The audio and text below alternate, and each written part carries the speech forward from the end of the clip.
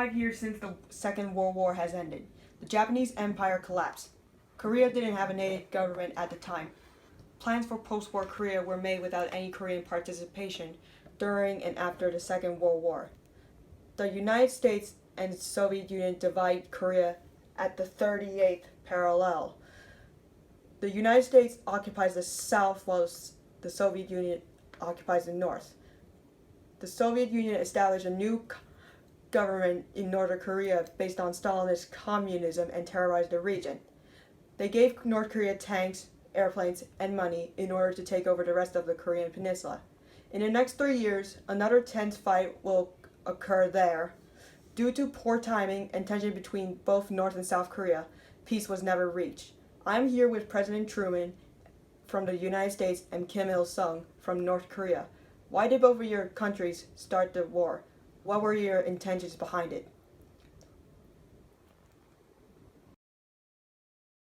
Thank you so much for having me. What a great question to start off this interview. As the leader of the communist North Korea, I definitely have some pretty opinionated views about that question.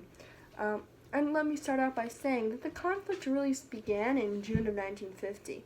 We wanted to reunite the two nations as a single country under communism.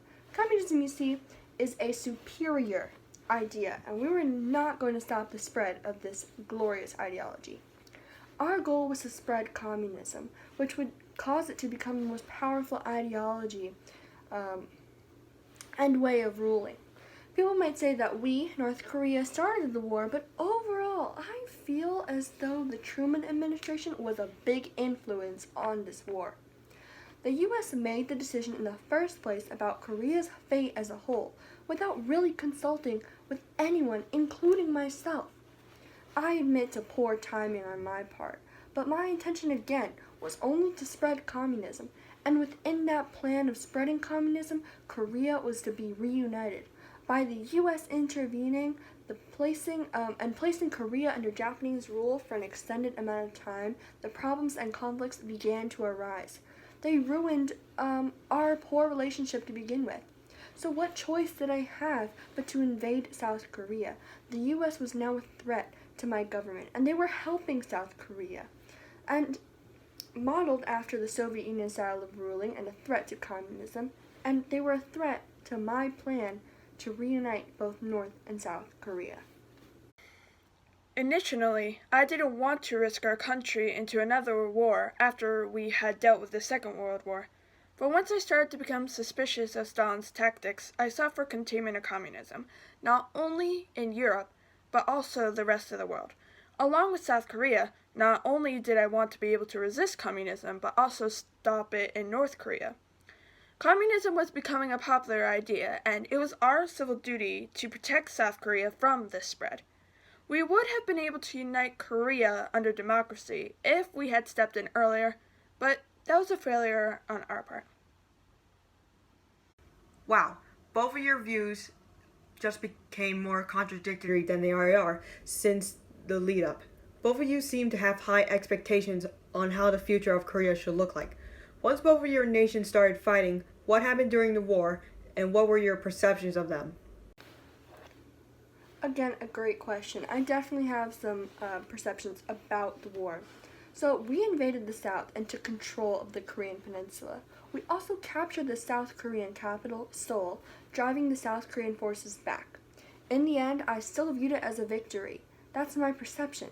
I was still in power. Communism was still a term of which I ruled under, even though I failed to unify Korea under my communism rule. Another thing I want to discuss is that Korea as a whole was threatened by the United States of America. They used fear as a tactic to push stalled peace negotiations. And let's not forget that Washington hinted at the use of nuclear weapons against us. Again, from my perception, the United States were the bad guys here. They should have stayed out of it. I also still view this as a victory on my part because in the end, South Korea released more than 100,000 North Korean war prisoners, or POWs. We're still divided, yes, but considering our power and strength, I feel that North Korea has the upper hand in this situation. What are your thoughts, President Truman? The North Koreans, by invading the South, do not realize they are repeating the actions of Hitler, Mussolini, and the Japanese. I initially ordered General MacArthur to transfer supplies to the Republic of Korea Army, or the ROK, but I went to the United Nations for a sanction.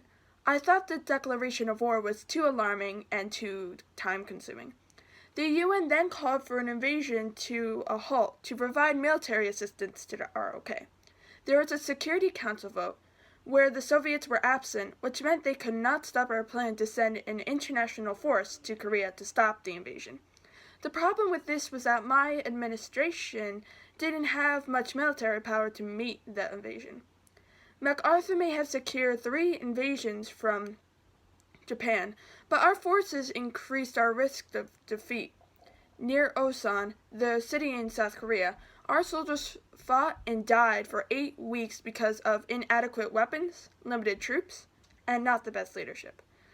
They would be run over by refugees that fled to the south, increasing guerrilla infiltration threats and more attacks on innocent Korean civilians.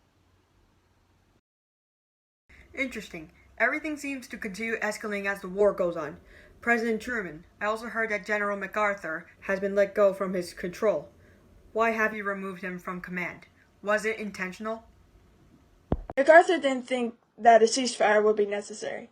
So, instead of listening to me, he continued to invade North Korea and pushed the Korean People's Army, or the NKPA, up further north. So, I decided to let him go from his position. Ultimately, my decision of letting him go involved him defying both my orders and as well as interfering with my ideas of ending the war quicker.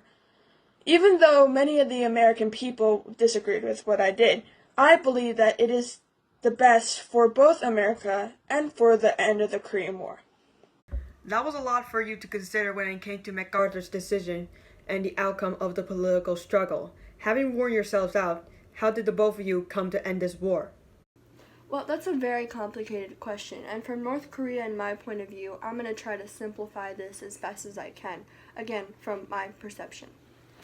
Well, the United States, the United Nations, North Korea, and China signed an armistice on July 27th, but South Korea refused to join on the grounds that North Korea had not acknowledged its aggression. First off, just a little clapback at South Korea, we were not being aggressive.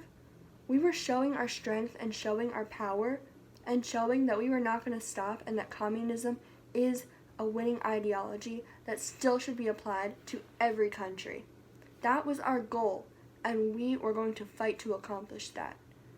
So, again, in our plan, South Korea and North Korea were to be reunited.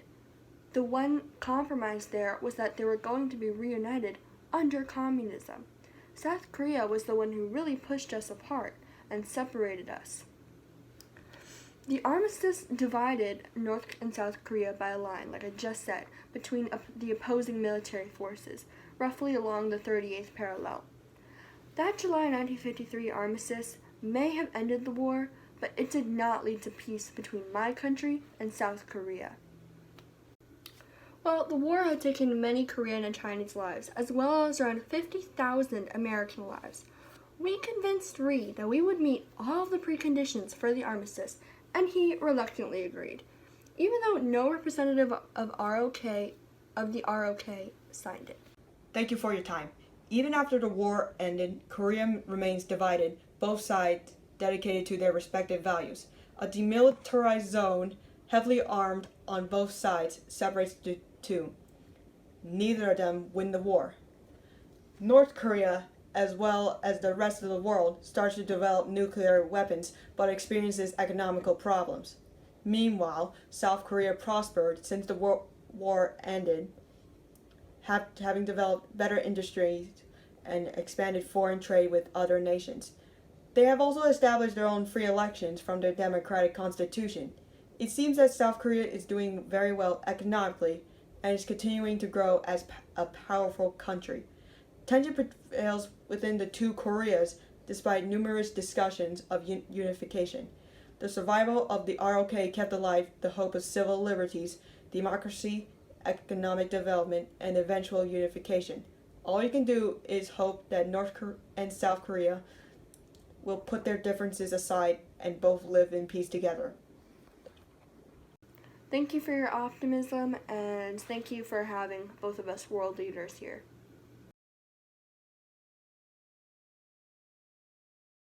What a great question, and really, thank you for having me.